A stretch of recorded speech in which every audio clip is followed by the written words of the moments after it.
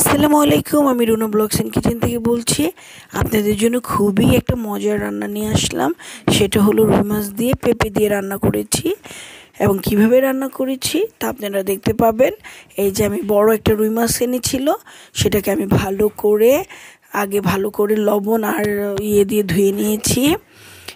এক সাইডে আমি বসিয়ে দিয়েছি পেঁপে হতে একটু সময় লাগে। আপনারা যদি ইচ্ছে হয় সিদ্ধ করে নেবেন, হালকা সিদ্ধ করে নিলেও চলবে, তবে আমি করি নাই। আমি কি করলাম, পেঁয়াজটাকে একটু লাল লাল করে এটার মধ্যে আদা রসুন পেঁয়াজের পেস্ট দিয়ে আমি পেঁপেটাকে একটু করে নিয়ে কষিয়ে নিয়ে তারপর ঝোল দিয়ে দিলাম। এখন পেঁপেটা হচ্ছে আর আমি খুব কম সময়ে ঢাকনা দিয়ে রান্না করি। ফার্স্টে কিছুক্ষণ ঢাকনা দিয়ে রেখে এরপরে উঠিয়ে ফেলি, আমি চাই না কালার চেঞ্জ হয়ে যাক। এখন আমি রুই মাছটা দেখাচ্ছি এই জন্য যে রুই মাছটা আমি তেলটা যখন গরম হয়েছে তখন তেলের মধ্যে এই রুই মাছগুলো আমি ভালো করে লবণ আর লেবু দিয়ে ভালো করে ধুয়ে নিয়ে তারপর আমি ফ্রাই প্যানের মধ্যে লেবু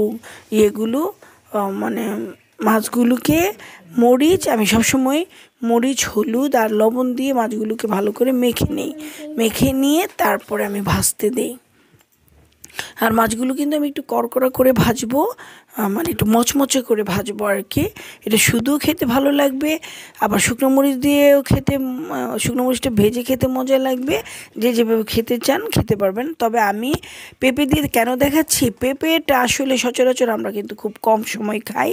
পেঁপেটা আমরা মনে করি কি যারা রুগী তারা খায়, আসলে পেঁপেটা সবার পেটের জন্য খুবই ভালো একটা খাবার। এটা ভালো একটা তরকারি বলা চলে। এখন এই জন্য আমি পেঁপেটাকে কী করলাম, বড় রুই মাছ দিয়ে মজা করে রান্না করলাম। কাঁচামরিচ দিয়ে দিলাম কতগুলো। এখন ওদিক দিয়ে আমার পেঁপে হচ্ছে, এদিক দিয়ে আমার রুই মাছগুলো আমি উল্টে পাল্টে দিলাম, কারণ আমি একা ভিডিও করতেছি। আর এই জন্য আমি পুরোপুরি ঠিকভাবে আপনাদের দেখাতে পারিনি, তবে আমি প্রসেসটা আপনাদের বলে দিলাম। এভাবে আপনাকে রান্না করে খাবেন। আর রুই মাছ দিয়ে খেতে কিন্তু দারুণ মজা লেগেছিল। আপনারাও খেয়ে এভাবে দেখবেন, রুই মাছ দিয়ে বারবার খেতে ইচ্ছে করবে। আর বাচ্চাদেরও পেঁপেটা খুব ভালো পেটের জন্য, যাদের পেটে একটু প্রবলেম একটু সমস্যা আছে তাদের পেঁপে খাওয়াবেন। পাকা কাঁচা পেঁপে যাই হোক, জুস এগুলো খাওয়াবেন, দেখবেন পেটের সমস্যা সব সমাধান হয়ে যাবে। পেঁপে কিন্তু আমাদের বাংলাদেশের একটা খুবই ভালো একটা ফল বলা চলে। কাঁচাটাও খাওয়া চলে, পাকাটাও খাওয়া চলে। তো আমি কাঁচাটা দিয়ে একটু রান্না করব, এই জন্য আমি আপনাদের দেখাচ্ছি যে আজকে আমি রুই মাছ দিয়ে পেঁপে দিয়ে রান্না করছি। পেঁপে আমার বাচ্চারা খেতে চায় না, কিন্তু এত সুন্দর করে মজা করে রান্না করেছি যে ওরা খেয়েছে। আর বড় রুই মাছ তো খেতে মজা লেগেছে, আর রান্নাটাও খুব ভালো হয়েছিল।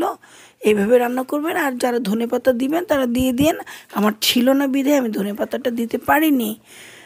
তা আপনারা ধনেপাতাটা দিয়ে তারপর নামিয়ে ফেলবেন, আর হয়ে যাবে মজার তরকারি। এভাবে মজার তরকারিটা খাবেন তো খুব মজা লাগবে, খুব ভালো লাগবে। আর এই দেখেন রুই মাছগুলোকে আমি একটু ভালো করে ভেজে নিচ্ছি, একটু কড়কড়া করে ভেজে নিব। এটা কিন্তু আপনারা শুধু ভাত দিয়ে খেতে পারেন, বাচ্চাদের শুধুই ভাত দিয়ে মেখে দিলে বাচ্চারা খেয়ে ফেলবে। বাচ্চাদের জন্য যে কোনো ওয়েতে রান্না করবেন যেন ওরা খেতে পারে, মজা করে খায়। ঝাল না খেলে ঝাল দিবেন না। আমি কি করলাম, একটু জিরার গুঁড়া দিয়ে দিলাম।